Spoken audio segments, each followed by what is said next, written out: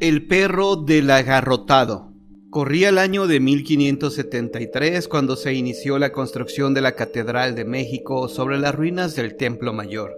Y así como se buscaba con ello terminar con los dioses aztecas, también se pretendía terminar con la sangre que hasta esos momentos se había derramado en el Valle del Anáhuac.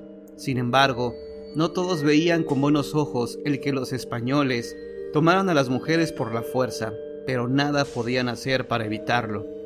Así, las razas indígenas y española se mezclaron. En consecuencia, en los suburbios de la ciudad empezaron a surgir mestizos, algunos de sangre real, por ser hijos de las princesas aztecas. Pero muy a pesar de ello, esta raza era mal vista, tanto que eran los que recibían más humillaciones. Estas personas tuvieron que refugiarse en lugares donde pudieran vivir con tranquilidad. Fue entonces cuando poblaron Iztacalco.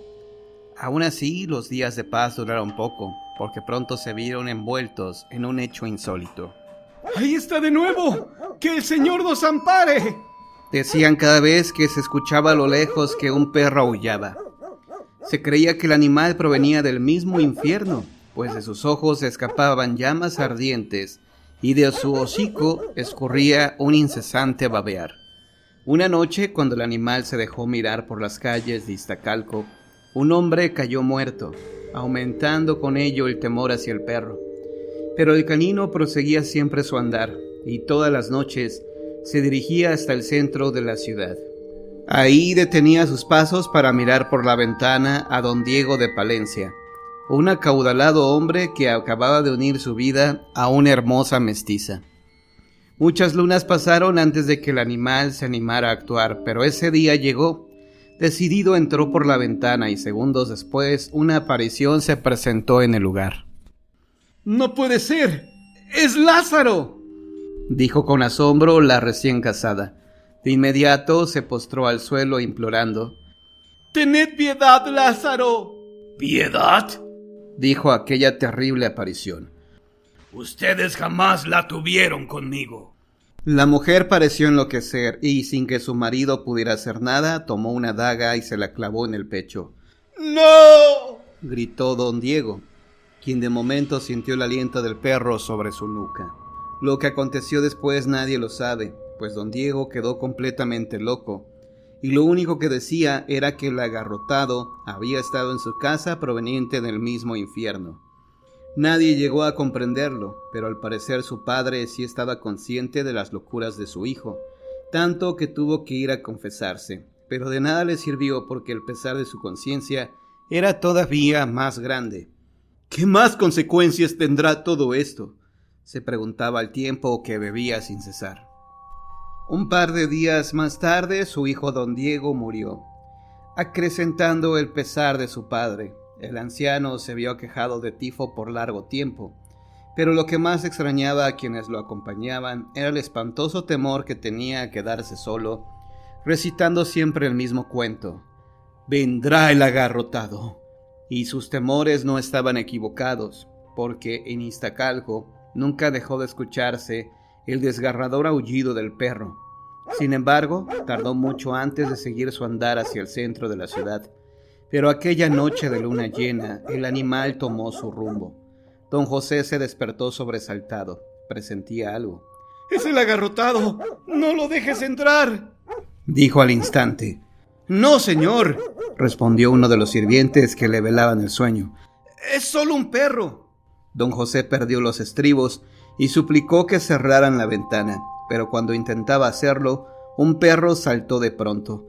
¡No! ¡No! ¡Alejaos de mí!, dijo don José cubriéndose el rostro. La terrible aparición se formó de entre la nada y con voz ahuecada habló. «No vengo a hacerle daño, solo quiero que me escuche». Pero el débil corazón del anciano no soportó tal impacto y se desplomó, dejándolo sin vida. Lo ocurrido despertó el interés de los pobladores, quienes ya comenzaban a relacionar la aparición del perro con aquellas extrañas y repentinas muertes. Y como ocurre hoy en día, las malas noticias corrieron como agua hasta que llegaron a la ciudad de Puebla, donde hombres de linaje comenzaban a asustarse también. ¿Han muerto?, dijo uno, llevándose la mano a la cara. Supongo que seguimos nosotros. Al momento en que decía esto, su mente se posaba en unos meses atrás. Recordó los momentos en que él acusaba a Lázaro de hechicería, cuando descubrió que éste se había fugado con su hija. Os juro que este hombre ha seducido a mi hija utilizando malas artes. Por eso he tenido que llevarla al convento. Eran las palabras que retumbaban en su cabeza. La había ocultado en Iztacalco y pidió que la justicia cayera sobre este indigno mestizo. Por haber recibido el bautismo no será condenado a la hoguera, sino al garrote, fueron las palabras de los inquisidores. Fue así como murió Lázaro, condenado injustamente como ocurría continuamente en esa época, mientras que su hermana solo miraba al que fuera su sangre, sin importarle su sufrimiento. Ahora ya no había duda, el mestizo había regresado de la tumba y buscaba vengarse, pero había algo que los tranquilizaba. Iztacalco estaba muy lejos de Puebla, y quizá por ello la venganza había llegado a su fin, aunque estaban completamente equivocados. Luego de abandonar la taberna donde había permanecido el resto del día, el padre de la mujer se dirigió a su casa. Pero cuando estaba a punto de abrir el portón, una sombra se proyectó a sus espaldas, mientras un viento frío se dejó sentir por el callejón.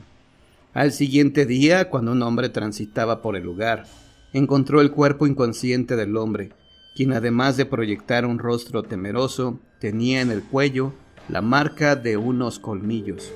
¡Dios santo! ¿Qué fue lo que le ocurrió? ¡Fueron ellos!, dijo el desplomado hombre. El engarrotado vino hasta aquí en busca de venganza.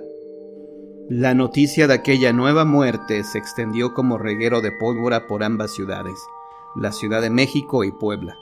Todos temían escuchar de un momento a otro el siniestro aullar del perro misterioso, pero quizá nadie sentía tanto temor como los inquisidores que habían condenado al garrote a Lázaro el mestizo. Me temo que hemos cometido una injusticia, dijo uno de ellos. La forma en que han muerto todos los acusadores me hace pensar que podríamos seguir nosotros. Pero, ¿qué podemos hacer para salvarnos?, preguntó otro. Solo nos queda el recurso de la exculpación, post-mortem. Así quedará limpio el nombre de Lázaro. Días después se leía en público aquel pregón, exculpando al mestizo, y mandaron decir además varias misas en sufragio del alma del joven ajusticiado. Con esto los tres inquisidores creyeron haber cumplido con su deber, pero que lejos estaban de que esto fuera cierto. Esa noche, cuando oficiaron la última misa, el terrible aullido del perro se volvió a escuchar. Tras la puerta, unos arañazos hacían que todos se estremecieran. La barrera cedió con violencia, y ante los tres aterrados inquisidores se apareció el enorme animal con su fantasmal amo, quien con voz hueca y sepulcral habló. Tenéis que escucharme. No ha sido mi intención vengarme de mis acusadores. Es cierto que fui condenado injustamente, pero esa no ha sido mi intención. Solo quiero que le den cristiana sepultura a mi esposa, quien murió poco tiempo después de mi condena. Luego de estas palabras, el espectro se esfumó en el aire, pero el perro permanecía como queriendo mostrar algo. «Habrá que seguirlo», dijo uno de los inquisidores. De esta manera iniciaron su peregrinar hacia Iztacalco. A la cabeza iba el fantasmal perro, quien despertaba temor a cuantos lo veían pasar seguido de los inquisidores. Luego de un largo camino, por fin se detuvo en una vieja choza, de donde emanaba un pestilente olor. «Dios mío, que Dios se haya apiadado del alma de esta mujer», dijo el mayor de los inquisidores al ver el cuerpo. Y aunque al parecer el perro había cumplido su misión, desde entonces se cuenta que rondan las calles de Iztacalco, acompañado de los espectros de Lázaro y su esposa, quienes suelen caminar tomados de la mano las noches de luna llena.